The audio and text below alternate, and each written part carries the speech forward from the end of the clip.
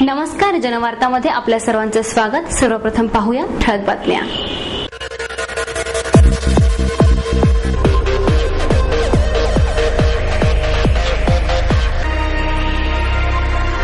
महाराष्ट्र दिनानिमित्त राज्य मराठी पत्रकार संघाच्या वतीने आयोजित पुरस्कार सोहळ्यात 7 अनाथ मुलींना मिळाले पालक। अखिल महाराष्ट्र अंजीर उत्पादक संशोधन संघाच्या वतीने बालगंधर्व रंगमंदिर आवारात अंजीर महोत्सवाचे आयोजन। स्नेहवर्धन प्रकाशनाच्या वतीने आयोजित स्नेहवर्धन ग्रंथश्रेष्ठता पुरस्कार प्रदान समारंभ थाटात संपन्न। आणि छायाचित्रण ही एक कला असून ती नव्या पिढीने जोपासावी, प्रसिद्ध छायाचित्रकार उदय बांदिवडेकर यांचं आवाहन। ग्रामीण महाराष्ट्राचे जीवन दर्शन 550 अस्सल लोककलाकारांनी साकारलेला आनंद मेळा सिंहगड पायथ्याला 22 एप्रिल पासून आपल्या पुण्यात।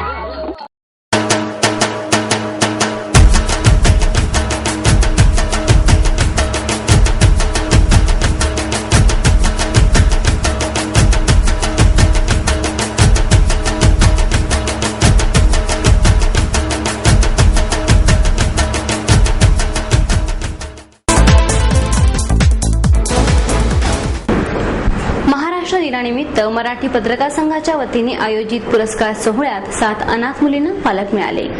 एक नाही, दोन नाही, तब्बल 7 अनाथ मुलींच्या संपूर्ण शिक्षणाची जबाबदारी पुण्यातील दानशूरांनी घेतली आहे। ही किमया घडली सिने अभिनेता जॅकी श्रॉफ यांच्या भावनिक आव्हानामुळे। महाराष्ट्र दिनानिमित्त झालेल्या कार्यक्रमात अनाथ मुलींच्या हस्ते पुरस्कार स्वीकारताना भावनावश झालेल्या जॅकी दादांनी तिला दत्तक घेतल्याची घोषणा केली आणि अनाथ आश्रमातील मुलांना दत्तक घेण्यासाठी इतरांचेही हात पुढे सरसावले। बाबा शेख यांनी 5 अनाथ मुलींना तर रामोशी समाज प्रतिष्ठानचे अध्यक्ष बापू उर्फ अनंता चव्हाण यांनी व्यासपीठावर येऊन एका मुलीला दत्तक घेतल्याची घोषणा करताना प्रेक्षकगृहातील उपस्थितांचे डोळे पाणावले। श्रॉफ यांना वडोबुद्रुकच्या माहेर आश्रमातील वृषारी गाडे या अनाथ मुलीच्या हस्ते महाराष्ट्र गौरव हा सन्मान देण्यात आला।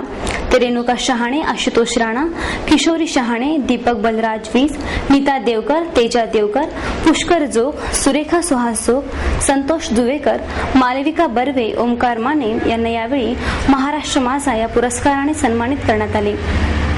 आयोजक शरद लोणकर यांनी स्वागत व प्रास्ताविक केले। सर्वच जाती धर्माचे लोक नद्यांचे पाणी पितात, तर त्या पाण्याचा धर्म कोणता असा सवाल करीत आशुतोष राणा यांनी उपस्थितांना चिंतन करावयास लावले। राज्य मराठी पत्रकार संघाच्या वतीने SM जोशी सभागृहात या सोहळ्याचे आयोजन करण्यात आले होते। संगीतकार हर्षित अभिराज आणि हास्य कलाकार संतोष तोरडिया यांचा यावेळी जॅकी श्रॉफ यांनी गौरव केला। पुष्कर जोग यांच्या बहरदार नृत्यांनी आणि हर्षित अभिराज यांच्या गाण्यांनी या सोहळ्यात जल्लोष निर्माण केला। पत्रकार संघाचे राज्याध्यक्ष गणेश जोशी, संघटक संजय भोकरे, DR कुलकर्णी, अरुण लोणकर, चंद्रहास मिराजदार, राम झोंड, अनिल सोनपाटकी आदी मान्यवर तसेच चित्रपट महामंडळाचे अध्यक्ष प्रसाद सुर्वे, इम्पाचे संचालक विकास पाटील, निर्माते मेघराज राजे भोसले, कष्टकरांचे नेते बाबा आढाव यांची यावेळी प्रमुख उपस्थिती होती। अखिल भारतीय अंजीर उत्पादक संघाच्या वतीने बालगंधर्व रंगमंदिर आवारात अंजीर महोत्सवाचे आयोजन करण्यात आले। अंजीर उत्पादक शेतकऱ्यांनी थेट ग्राहकापर्यंत जावे यासाठी अंजीर महोत्सव आयोजित करण्यात आलाय। या महोत्सवातून शेतकऱ्यांचा फायदा होणार आहे। सध्या अंजीर जास्त वेळ टिकविणे हे एक आव्हान असून त्यासाठी प्रयत्न केले जात आहेत। तसेच अंजिरातील पल्प काढण्यासाठी शेतकऱ्यांना मदत केली जाईल असे मत कृषी आयुक्त प्रभाकर देशमुख यांनी व्यक्त केले। अखिल महाराष्ट्र अंजीर उत्पादक संशोधन संघ, महात्मा फुले कृषी विद्यापीठ, कृषी विभाग, महाराष्ट्र राज्य फलोत्पादन व औषधी वनस्पती मंडळ, जय मल्हार फळ व भाजीपाला प्रक्रिया सहकारी संस्था यांच्या संयुक्त विद्यमाने बालगंधर्व रंगमंदिरात अंजीर महोत्सव आयोजित करण्यात आलाय। देशमुख यांच्या हस्ते महोत्सवाचे उद्घाटन झाले। कार्यक्रमाला महाराष्ट्र राज्य कृषी पणन महामंडळाचे कार्यकारी संचालक शेषराव सांगळे, महाराष्ट्र कृषी शिक्षण व संशोधन परिषदेचे उपाध्यक्ष विजय कोलते, फलोत्पादन संचालक डॉक्टर DG बकवाड, विभागीय कृषी सहसंचालक KV देशमुख, अखिल महाराष्ट्र अंजीर उत्पादक संशोधन संघाचे अध्यक्ष रवींद्र नवलखा, डॉक्टर विकास खैरे आदी उपस्थित होते। बालगंधर्व रंगमंदिरातील आवारात 2 ते 6 मे पर्यंत हा महोत्सव सुरू असून सकाळी 10 ते सायंकाळी 7 पर्यंत सर्वांसाठी खुला राहील। अलीकडच्या काळात प्रत्येक फळालाच महत्त्व प्राप्त झालेलं आहे। मधल्या काळामध्ये आपण पाहिलं की स्ट्रॉबेरी महोत्सव सुद्धा झाला, त्याचबरोबर सीताफळ महोत्सव होतोय, पेरू महोत्सव होतोय. आणि पुण्यामध्ये घेण्याचा हेतू हा की जे पुण्यामध्ये विकलं जातं ते सगळ्या राज्यामध्ये स्वीकारलं जातं. पुण्यासारखा चोखंद वर्ग या महोत्सवामध्ये येऊन सहभागी होईल, प्रोत्साहन देईल, खरेदी करेल आणि हळूहळू त्याचा प्रसार नीट लोकांच्यापर्यंत होईल. याच हेतूनं पुण्यामध्ये महाराष्ट्र राज्य अंजीर बागायतदार संघाने हा महोत्सव ठेवलेला आहे. संपूर्ण राज्यामध्ये अंजिराच्या फळाखाली जवळपास 12,000 एकराचं क्षेत्र आहे. त्याच्यामध्ये सगळ्यात आनंदाची बाब जवळपास 2,500 एकराचं क्षेत्र हे पुणे जिल्ह्यामध्ये आहे. त्यातली त्यात मी ज्या पुरंदर तालुक्याच्या सारख्या दुष्काळी भागातून आलो त्या तालुक्यामध्ये अधिक क्षेत्र आहे.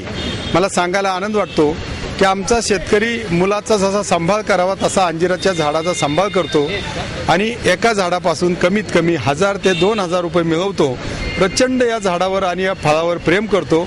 या फळाला महत्त्व प्राप्त व्हावं, त्याच्या विक्रीला महत्त्व यावं, 2 पैसे अधिक मिळावेत आणि हळूहळू समाजातील घटकांना हे फळ खाण्याची गोडी लागावी म्हणूनच पुण्यामध्ये या अशा महोत्सवाचं आयोजन केलेलं आहे. जगभर नावाजल्या गेलेल्या भारतीय लेखिका चित्रा लेले यांच्यावर पाहूया एक विशेष वृत्तांत. चित्रा लेले एक मराठमोळं नाव सुद्धा जगभर गाजत आहे. व्यवस्थापन क्षेत्रातील तज्ज्ञ आणि एक परिपूर्ण लेखिका असलेल्या चित्रा लेले ह्या लेखन क्षेत्रातील एक पायऱ्या यशस्वीरित्या पार करून जगभरातील वाचकांसाठी एक आदर्श बनले आहेत. त्यांच्या नुकत्याच प्रकाशित झालेल्या ऑर्गनायझेशनल डेमोक्रेसी की टू कॉर्पोरेट ग्रोथ या पुस्तकाने दिल्ली आणि दुबईमध्ये भरलेल्या आंतरराष्ट्रीय पुस्तक प्रदर्शनात हजेरी लावली. तसेच या पुस्तकामुळे चित्रा लेले यांचे नाव वैविध्यपूर्ण लेखिका म्हणून इंडिया बुक ऑफ रेकॉर्ड्स मध्ये समाविष्ट करण्यात आले. चित्रा लेले यांनी सप्टेंबर 2008 ते फेब्रुवारी 2010 या 18 महिन्यांच्या कालावधीत एकंदर 9 पुस्तके प्रकाशित केली आहेत. वेगवेगळ्या विषयावरील असलेल्या पुस्तकांमध्ये व्यवस्थापन, स्वयंपूर्णता, काव्य, कॉम्प्युटर सायन्स याबरोबर काल्पनिक विश्व इत्यादी विषय हाताळण्यात आलेत. या पुस्तकातील ऑर्गनायझेशनल डेमोक्रेसी आणि दी 6 स्फिअर्स ऑफ लाईफ ही 2 पुस्तके प्रकाशित झाली असून बाकीची 7 पुस्तके प्रकाशनाच्या मार्गावर आहेत.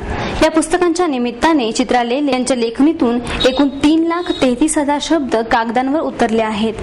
चित्रा लेले यांच्या नुकत्याच प्रकाशित झालेल्या ऑर्गनायझेशनल डेमोक्रेसी या पुस्तकामुळे कॉर्पोरेट जगतात अनेक सकारात्मक बदल घडून आले आहेत.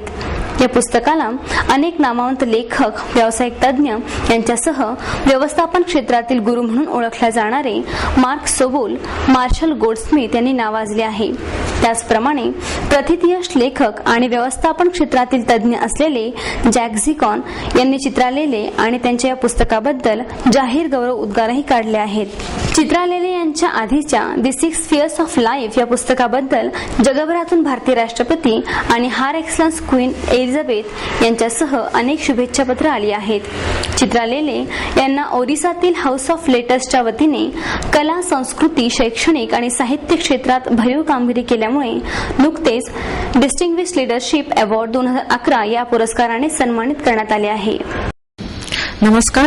लहानपणापासूनच मला लेखनाची खूप आवड होती आणि लोकांशी इंटरॅक्शन करून त्यांचं ऑब्झर्वेशन करून करून मला बरेच आयडियाज यायला लागल्या. आणि आता कॉलेजच्या शिक्षणाच्या दरम्यान मला बरेच सेमिनार्स मी अटेंड केले. त्याच्यातून बऱ्याच लोकांशी मी भेटले आणि ज्यांच्याकडून 25-30 वर्ष एक्सपिरियन्स असून ते आयुष्यात वरती पोचले नव्हते. तर ह्या सगळ्या गोष्टी पाहून मला खटकल्या. तर त्याच्याच उत्तर शोधण्यासाठी मी माझी स्वतःची डायरी मेंटेन करायला लागली. आणि माझ्या आईने सांगितलं की तू इतकं चांगलं लिहिलंयस, तू ह्याचं पुस्तकात रूपांतर का नाही करत. तर त्याच्यातून माझं पहिलं पुस्तक द 6 स्फिअर्स ऑफ लाईफ मी पब्लिश केलं. म्हणजे अकॅडमिक पुस्तक आहे. बऱ्याच कॉलेजेसमध्ये, युनिव्हर्सिटी लायब्ररीजमध्ये इन्क्लूड केलं गेलं आहे. हे पर्सनल ट्रान्सफॉर्मेशनवरती पुस्तक आधारित आहे. त्याच्यानंतर कॉर्पोरेट जगात मी जेव्हा पाऊल घेतला तेव्हा कॉर्पोरेट जगात बरेच हॉट टॉपिक्स चालू असताना मला पहिली आयडिया जी आली ती होती टीम मॅनेजमेंटची. कारण टीम मॅनेजमेंट कॉर्पोरेट जगातचा बेस असतो. आणि त्याच्यातून मी माझं दुसरं पुस्तक organisational democracy, collaborative team culture, की टू कॉर्पोरेट ग्रोथ हे पुस्तक लिहिलं. असंच करता करता मी साधारण 1.5 वर्षात 9 पुस्तकं लिहिली. ह्याच्यातली 2 पुस्तकं ऑलरेडी प्रकाशित झालीत आणि बाकी 7 आता पाईपलाईनमध्ये आहेत.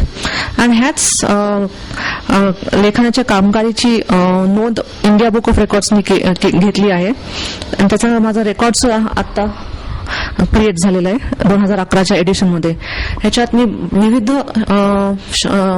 जॉनर्समध्ये पुस्तकं लिहिली आहेत. Self help, poetry, computer management, business management आणि ही सगळी पुस्तकं बऱ्याच कॉर्पोरेट लायब्ररीजमध्ये, काउन्सिल लायब्ररीजमध्ये, विविध एज्युकेशन इन्स्टिट्यूशन्समध्ये रेफरन्स बुक्स म्हणून वापरली जात आहेत आता.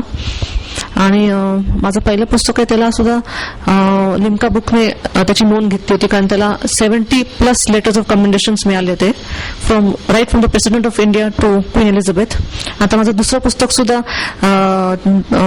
रेकॉर्ड बुकमध्ये गेलंय, इंडिया बुक ऑफ रेकॉर्ड्समध्ये.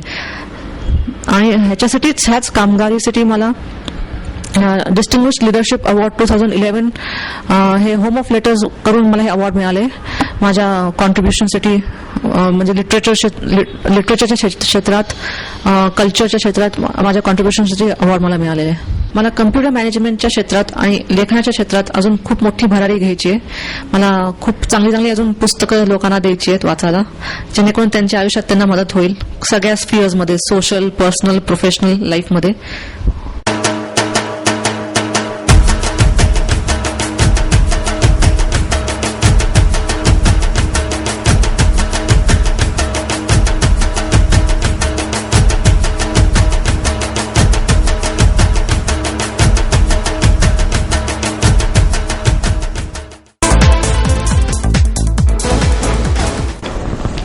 स्नेहवर्धन प्रकाशनाच्या वतीने स्नेहवर्धन ग्रंथश्रेष्ठता पुरस्कार थाटात संपन्न झाला. स्नेहवर्धन प्रकाशनाने जाहीर केलेले 7 पुरस्कार एका समारंभात नुकतेच प्रदान करण्यात आले.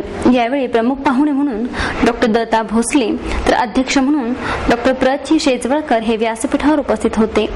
प्राध्यापक माना आचार्य यांना डॉक्टर प्रण जोशी संतमित्र पुरस्कार, डॉक्टर श्याम टिळक यांना विज्ञान मित्र पुरस्कार, डॉक्टर विजय राजाध्यक्ष यांना समीक्षा मित्र पुरस्कार, सौ स्वाती शिंदे पवार यांना साहित्य सखी पुरस्कार, डॉक्टर आनंद यादव यांना ग्रामीण साहित्य मित्र पुरस्कार, सौ सुप्रिया शरद मराठे यांना प्रकाश मित्र पुरस्कार तर अॅडव्होकेट रावसाहेब शिंदे यांना समाज मित्र पुरस्काराने गौरविण्यात आले. याच समारंभात श्री अशोक भिलके यांच्या आर्या आणि पारितोषिक पात्र लेख या पुस्तकांचे डॉक्टर दत्ता भोसले आणि डॉक्टर शेजवळकर यांच्या हस्ते प्रकाशन करण्यात आले.